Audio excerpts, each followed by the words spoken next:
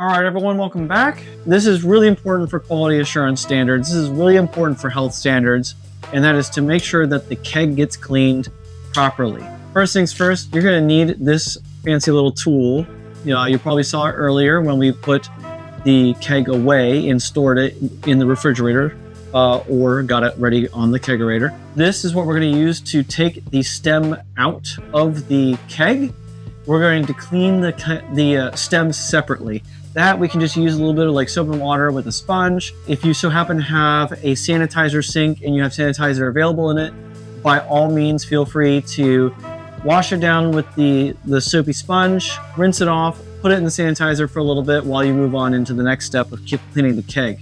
I'm just going to take the stem out and then we're going to go ahead and clean that, and then I'll show you what to do with the keg. I usually do a little bit of, I'm pushing it down onto the stem and then I kind of smack the ratchet far away, so that way it has more torque on it and I'm able to loosen it up a little bit. You might hear a little bit of air escaping, and that's some of the trapped nitrogen from when it was pressurized on the kegerator.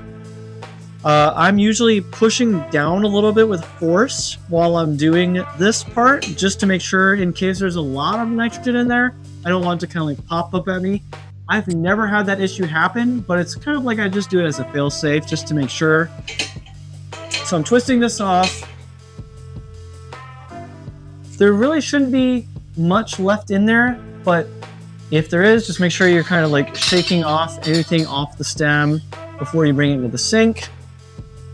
And then let's rinse this off and use a sponge just to clean it with a little bit of soap. Make sure you get inside of the stem as well. You might want to use the tougher side of the sponge in the top area, because sometimes there is a little bit of a cake up with the cold brew up there, so you want to make sure you get that. The only other thing I would recommend, squeeze a little bit of soap into the stem, fill it up. In a best case scenario, I would recommend getting a longer brush than what I have right here. Stick it down in there. It doesn't have to be like the full brush. It could be like one of those like kind of like snaky ones where it has a little bit of the brush and then you can kind of just push it all the way down in, almost like a musket.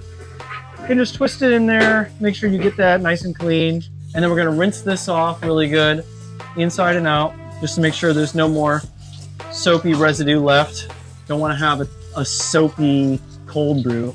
I don't think that's a good flavor note for coffee, is soap. And so I'm just going to set that to the side. So I have it a little bit angled so that way it's draining out of the bottom there. You're going to want to dump anything that's left in here, dump it out. It might look a little sludgy. This might have been sitting here for a couple days at room temperature. It might smell a little bit. It's not that bad, but that's why we're cleaning it and making sure it's clean. I would say it'd be best if you could clean it the same day you pull it off the kegerator, but ultimately with the cleaning solution stuff that we're going to use, not that big of a deal. So now I'm going to rinse this out so it's not so nasty when I'm trying to rinse out anything else.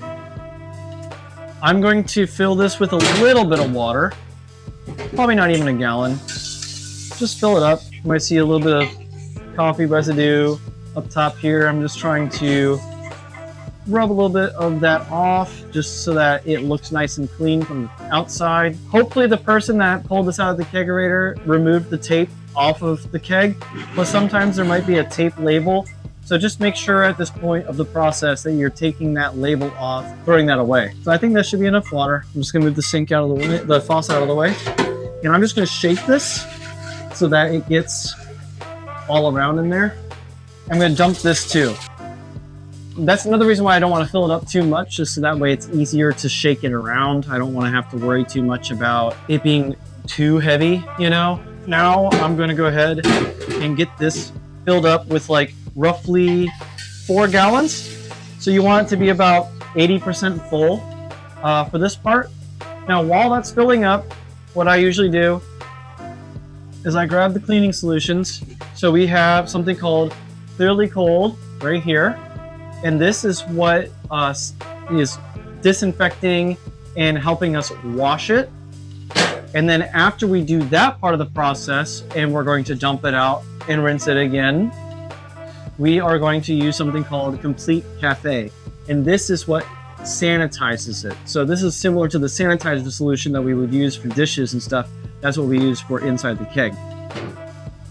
So while I'm waiting and this is filling up, we're going to use 30 milliliters of clearly cold to 4 gallons of water. I'm going to do the same thing on this bottle. We will need to mix 30 milliliters of Complete Cafe with 4 gallons of water. All right, so now that I've got these prepped and ready, I can just wait. Now, here's another thought for you with sequencing if you're trying to do multiple things at the same time.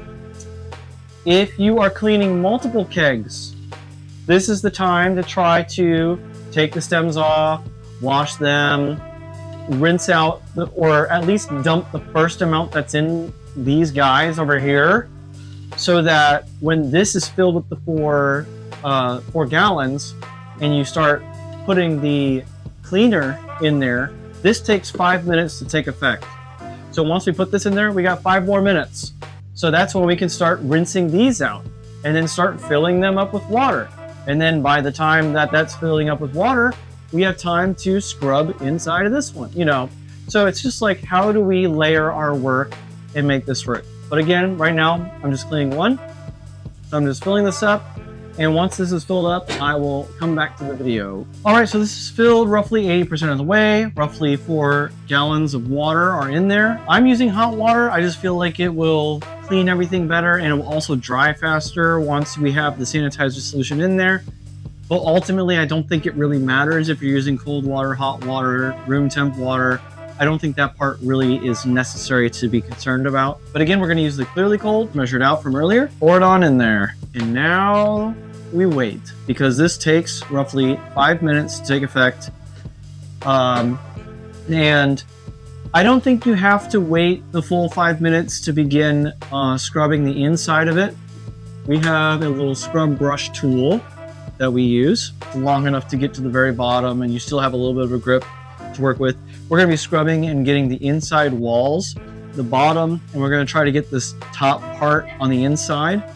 And then once I pull it out, I'm going to try to scrub the threaded area where we put that keg stem in. So I don't think you have to wait the full 5 minutes to start scrubbing, but in this case, I think I'm going to go ahead and do that. But otherwise, like if you're doing the sequencing thing, you might want to start scrubbing this, and maybe you have the next one already filled, so you're going to go ahead and start scrubbing that one, and then scrubbing the third one, and so on and so forth.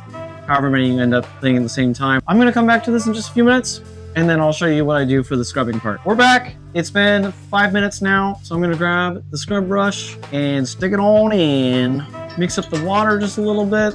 All right, so this part, I usually use a little bit of leverage. I'm trying to push the brush towards me, and I'm just trying to brush from the bottom to the top in one spot. And I'm slowly going to turn the keg with my other hand, so that way I know I am scrubbing the entire inner wall of this keg and making sure it is clean. You only gotta scrub it once, so make it count. All right, so I got all of that scrubbed from the inside. Now I'm gonna push the bottom. I'm just making sure I'm scrubbing the whole bottom area, including the center. All right, just making sure. And then I'm pulling towards the top, and I'm putting a little bit of added effort on making sure I'm getting this roof area. I'm dipping it and wetting it a little bit here and there. And then when I'm pulling it out, you're gonna want to, I grab it at the base, so that way, because it's like a plastic to metal connector, and I don't really like it. I feel like if you just yank, you might yank it out. I'm sure you can find some even higher quality scrubs than what I'm using right now, and maybe that would fix the problem that I'm talking about. But I'm just going to start easing it out. And now that I have it in the threads, I'm going to go ahead and twist this around to make sure I'm getting the threading as well. So I'm going to go ahead and rinse this off.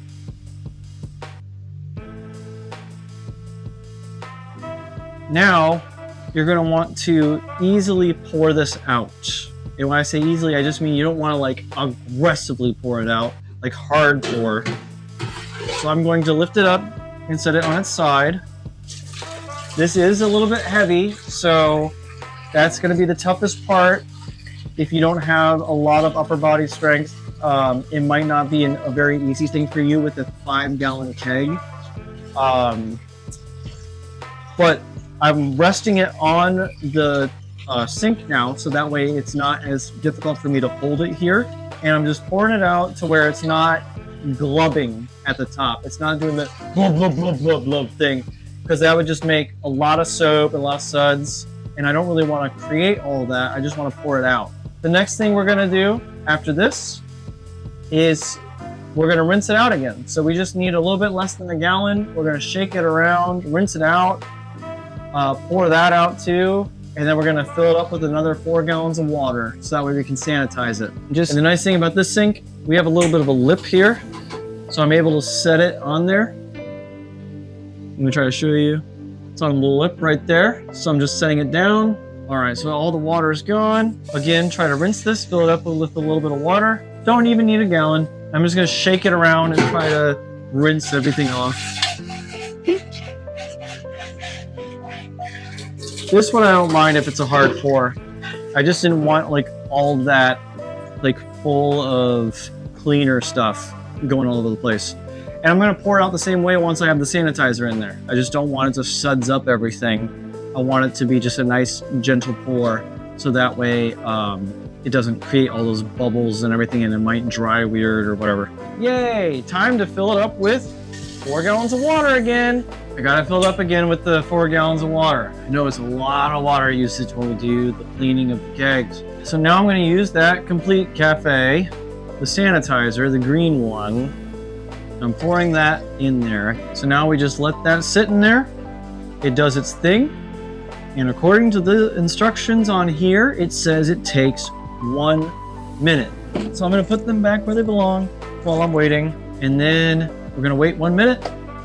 And I'm going to slowly dump it out. Now that it's been sitting with the sanitizer, I'm going to dump it. This gets really sudsy, and that's why I said I want a gentle pour this one specifically. Once you've been able to get pretty much all of it out, we're going to set it to the side, upside down, to be able to dry out a little bit more. And just so you can see what I did with this, I went ahead and put a clean rag down.